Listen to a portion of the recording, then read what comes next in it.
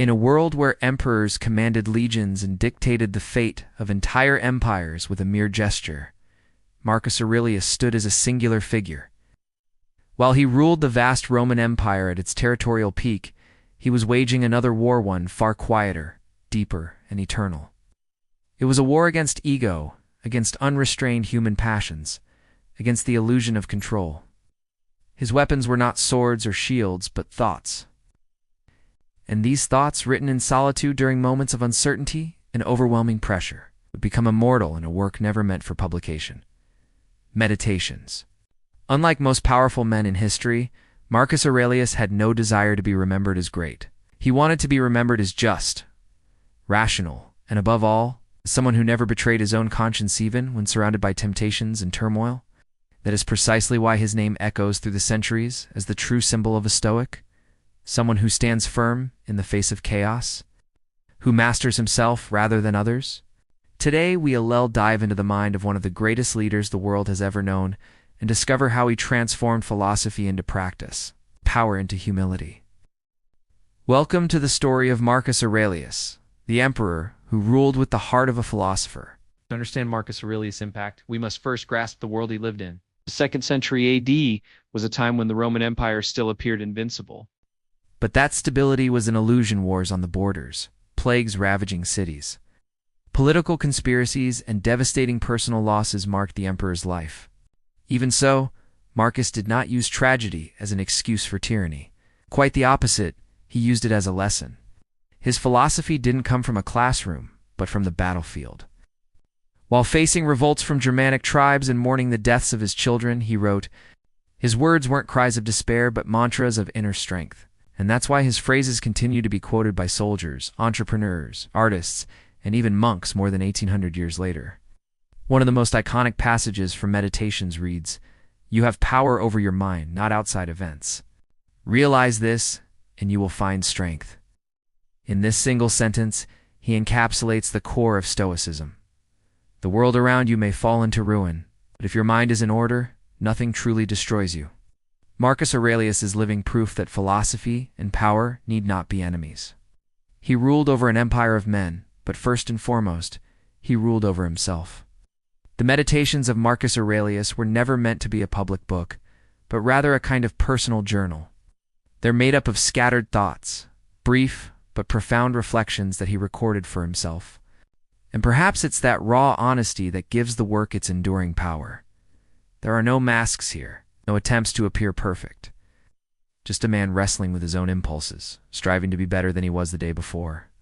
What's remarkable is that even with all the wealth and power of the world at his fingertips, Marcus never allowed himself to be corrupted. He knew vanity was a trap, and that time would eventually destroy everything material. That's why his focus turned inward. One of his most profound quotes says, "The happiness of your life depends upon the quality of your thoughts." In an age where anxiety and fear spread like invisible epidemics, this idea is more relevant than ever. Marcus Aurelius teaches us that if we truly want a fulfilling life, we must look less outward and more inward. We must cultivate peace not in circumstances, but in our reactions to them. And that lesson, more than any other, is the heart of Stoicism. Throughout Meditations, Marcus speaks of time as a river that cannot be contained. To him, clinging to the past or fearing the future is a form of madness. The present is all we have, and it slips through our fingers every second. Do not act as if you were going to live 10,000 years. Death hangs over you. While you live, while it is in your power, be good.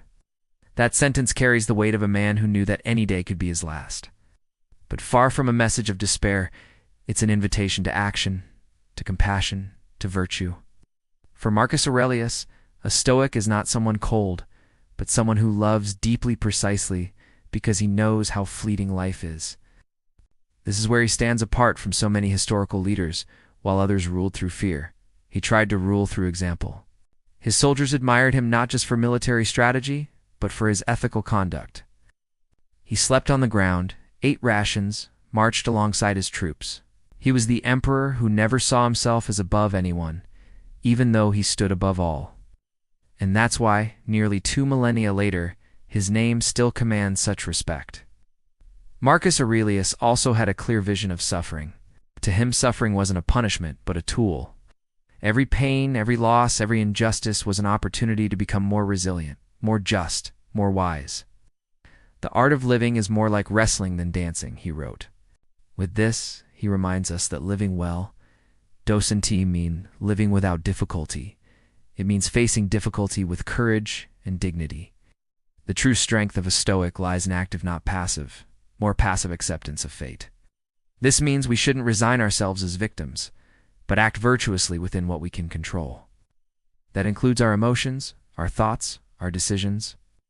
And that's why Marcus Aurelius continues to be an inexhaustible source of inspiration for athletes, leaders, and ordinary people who face immense challenges in silence. He teaches us that being strong isn't about hardening, but about staying human in the face of adversity. That real control isn't in the world, it's in yourself. And that, in the end, to live well is to live with purpose even if the world around you is falling apart. One of the most poignant passages in Meditations reads, "Soon you will have forgotten all things. Soon all things will have forgotten you." This may sound somber at first glance, but it contains a liberating truth. Marcus Aurelius shows us that human memory is short, pride is useless, and fame is dust in the wind. Everything passes, everything dies. But precisely because of that, everything matters. Every act of kindness, every righteous choice, every moment of integrity counts not because the world will remember, but because you know who you are.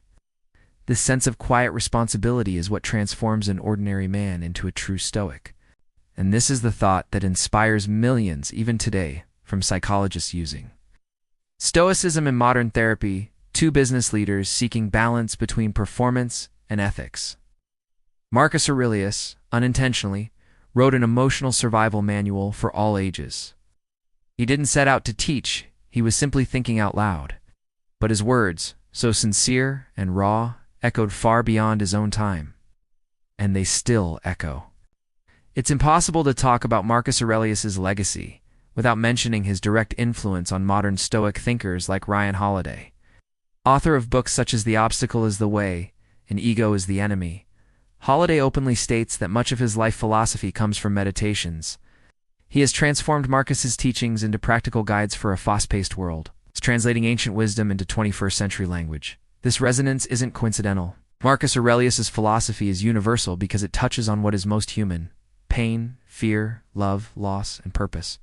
And what's most fascinating is that despite being an emperor, Marcus never used his position as a shield to avoid those experiences. He lived them intensely and left a sincere record of how to face them with nobility. His life proves that Stoicism is not theory, it is practice. It's not detachment, teats presence. It's not coldness, teats control. Marcus Aurelius showed that true power lies in the mind and that the greatest empire a man can govern is himself. In the age of algorithms, digital exposure, and constant comparison, Marcus Aurelius's meditations serve as an antidote to modern anxiety and narcissism. When he writes, "Waste no more time arguing what a good man should be," he's challenging us to stop seeking external validation and start acting with authenticity. That phrase alone could be written today on a corporate wall, shared on social media, or tattooed on the arm of someone striving to live more intentionally. What makes Marcus Aurelius so relevant is that he's not interested in magic formulas or motivational speeches. He confronts us with the raw truth. You are responsible for your life, not others, not fate, not the government. You, and in that call to individual responsibility. He finds a growing echo in the modern world where everyone seems to be searching for meaning amid the noise. At the end of his life, Marcus Aurelius died as he lived with dignity. Even while ill, weakened, and aware that his succession would be far from perfect, he did not give in to despair. He continued writing, continued thinking, continued practicing what he preached. His body was buried, his empire eventually fell, but his ideas endured. And perhaps that's the greatest proof that philosophy, when truly lived, becomes immortal. Marcus Aurelius was not just a Stoic emperor, he was the Stoic who showed the world how an emperor should be. Not with arrogance, but with wisdom. Not through imposition, but by example. And if today you're watching this video and feel that you need more strength, more focus, more inner peace, Maybe the answer lies exactly where he always pointed within you, because as he himself said, the soul becomes dyed with the color of its thoughts. So think nobly, live courageously.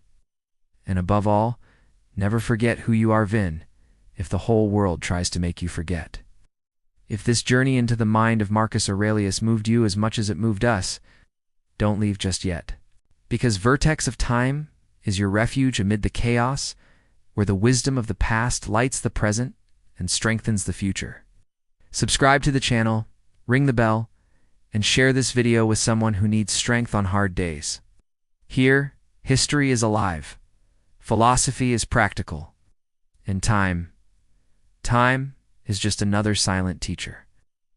Thanks for watching, and remember, as long as you have control over your mind, no empire will ever be stronger than you.